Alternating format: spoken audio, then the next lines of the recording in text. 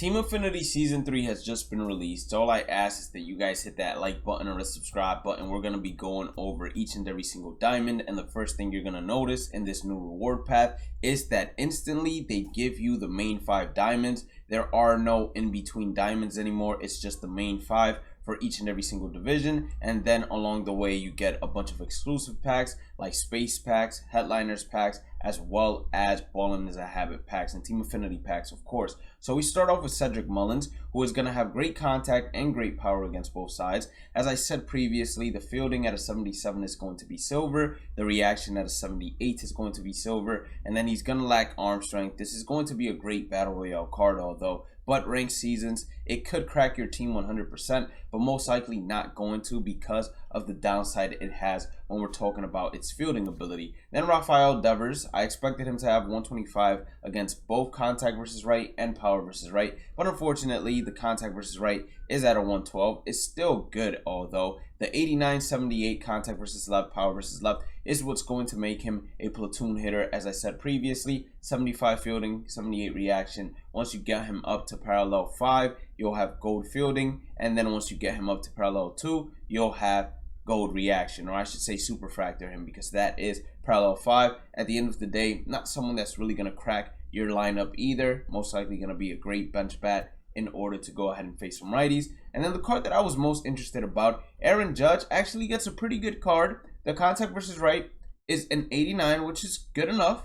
And then contact versus left is great. And then the power numbers are great as well. The fielding, arm strength, accuracy, and reaction, all of those are great. So as you can expect, this Aaron Judge card is going to be disgusting. It might actually be a pretty good card to use in right field with the addition of Larry Walker, although that might make it a little bit more difficult. Teoscar Hernandez, although, if we look at his numbers, great contact numbers, and then once you parallel him up 1, he's going to have that 80 power versus right. That is the threshold to hit a home run in any MLB stadium, as long as it doesn't have any crazy dimensions within it. If you get a perfect fly ball, even though it doesn't happen all the time. The only downside to Teoscar Hernandez is going to be the fielding and reaction, both at a 71. That is silver. You play him at a position and it's going to drop to bronze. And last but not least, we have Mike Zunino, who has horrible contact versus right-handers, but great contact and power against left-handers, and even great power against right-handers. This is going to be the Gary Sanchez card, but instead of it being against left-handers, it's against right-handers when we're talking about having no contact whatsoever. This is going to be another great bat to go ahead and platoon with. Now we're going to go to the AL Central and basically check them out as well. In the AL Central, we're going to start off with Jose Ramirez. Doesn't have great contact versus right and doesn't have great power versus left. Really, what he excels at is his contact versus left, power versus right, but still should be a pretty decent card because Jose Ramirez has always had a good swing in the game. 75 fielding and then 78 reaction. Superfractor, he has gold fielding, and then parallel 2, he's going to have gold reaction. He can play first, second, shortstop, and left field, so he's going to be a utility bat. I like him a lot because he, as I said previously, he does have a good swing. And then let's change the camera angle for Carlos because we are seeing a pitcher here. So he has a 4-seam slider, changeup, curveball. He really only has 4 pitches because I don't count that 2-seam fastball as another pitch, to be honest, because it's almost just as flat as a regular 4-seam. So the hits per 9 is good, Ks per 9 is good. Is this going to crack your endgame roster? Highly unlike to, because he just doesn't have that outlier that everybody wishes that those pitchers have. And then when we look at Salvador Perez, since we're looking at a hitter again,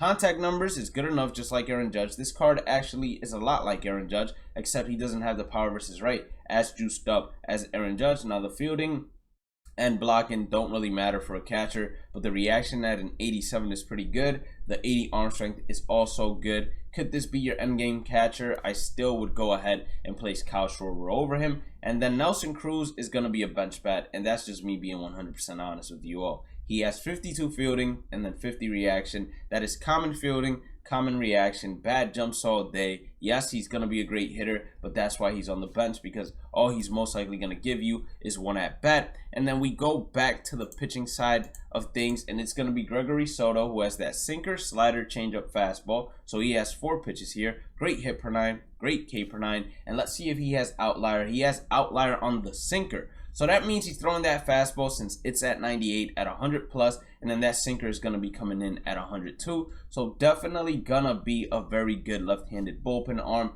Definitely one of the first cards you want to go ahead and look at when it comes to chasing in terms of team affinities. And then we're gonna make a video on the best divisions to tackle and a tier list on all 30 as well, so make sure you all stay tuned for that. So we're back to the hitting aspect of things, and we got ourselves Matt Olson, who all around good enough contact numbers, good enough power numbers, and then diamond fielding, diamond reaction. At first base it doesn't really matter, but the sweet thing about him is you can actually place him at right field too, despite the arm strength being so low. Well, considering the arm strength is so low, that is the one reason why you might not want to go ahead and put him at right field. But for a first baseman, I still don't see him being better than David Ortiz or Eddie Murray, despite him having a very good swing in the game. Adolis Garcia, on the other hand, has great contact numbers against right, good enough versus left, great power numbers against both sides. 74 fielding at center field is okay, 79 reaction is better, parallel 1 it gets to gold, and then 86 speed is pretty good for center field. Jared Walsh, the definition of platoon, if you ask me, 125, 120, that's all he's gonna be. He is a relief pitcher as well. Now, will he be effective on the mound? I'm not sure. I've never tried him out, but if anybody has, you guys let me know. Michael Brantley, another person that is going to be a great contact hitter, but most likely not cracking your Diamond Dynasty lineup, unless of course you don't have the endgame cards by now. But a great contact hitter against both sides, lacks in terms of power against lefties, and then the fielding at an 83, reaction at an 88. He's actually going to be an above average fielder for left field. The only thing he's lacking is that arm strength. And then you say KIKUCHI, he's going to have that cutter, four-seam, slider, changeup. So nothing really out of this world in terms of the pitching arsenal, and he doesn't really throw anything too hard to where it's overwhelming and overpowering at all. So I don't see him as a must-grab starting pitcher at all. We're now going to go to the NL East, which is basically the division I'm most excited about because it has Jacob deGrom. Jacob deGrom with that hit per 9, K per 9 is basically a free 99 Jacob deGrom for everybody. That fastball has outliers, so that's probably hitting 102, 103. And then his, excuse me, let me change the camera.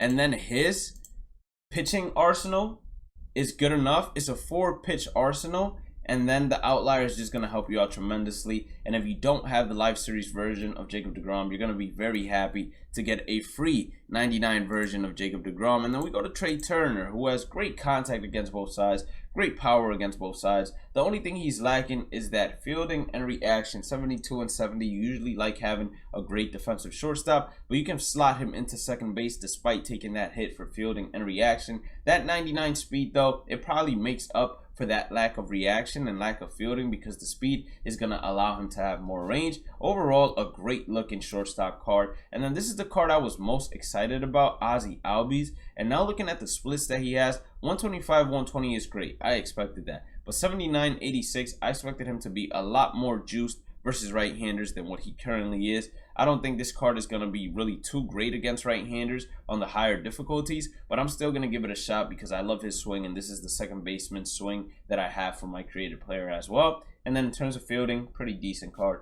all around when it comes to fielding. JT, great against right-handers. He lacks power versus left-handers and lacks a little bit of contact versus left-handers too, but the arm strength and reaction are going to be good enough to go ahead and throw hitters out. But once again, we got Kyle Schwarber there, so Kyle Schwarber is most likely going to be the end game catcher for a lot of people. And then we have a pitcher with the 3-pitch arsenal and Jake Rogers. He basically has a fastball, changeup, and slider. The hit per 9 and K per 9 are decent, but he doesn't have outlier on any pitch, so he's most likely not going to be overpowering anybody at all. Then we're going to go all the way to the NL Central, where we started off with Craig Kimbrel, who has a fastball and a knuckle curve, so he has a 2-pitch arsenal. Hit per 9 and K per 9 are both very good, and he doesn't have outlier on anything. This card would have been amazing. If he would have had like a slider and a changeup instead of a knuckle curve and a 2-seam, it would have been amazing, but the fact that he doesn't just hurts some extremely, because he's really a 2-trick pony. And then Josh Hader, on the other hand, he has a 4-seam slider, changeup. So this is a 3-pitch arsenal left-handed pitcher. Great K per 9, great hit per 9. I think this man is making everybody's bullpen, if I'm being completely honest with you all. And then Nicholas Castellanos, oh, he can play first base. That is great, because with those hitting attributes, first base or third base, if you don't have Chipper Jones, if you don't have Big Papi, you want a right-handed bat. He's going to be perfect. Right field, 69 fielding is not going to be too perfect, and the 70 reaction isn't going to be too perfect either.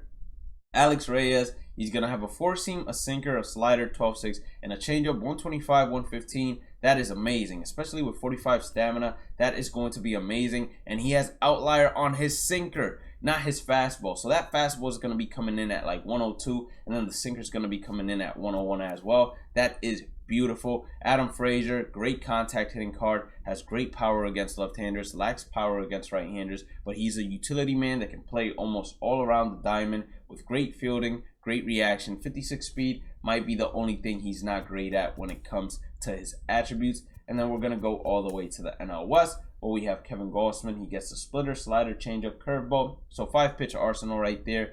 Not bad attributes, but without outlier, it's just going to be very difficult. And I keep on repeating that because outlier is what's really the difference maker on the higher difficulties. Now, Jake Cronenworth, I did not know he was a pitcher as well previously, but he has a relief pitcher as well. Great hitter against right-handers, decent against left-handers as well. Pretty good fielding all around in terms of fielding and reaction, and pretty good speed at an 83.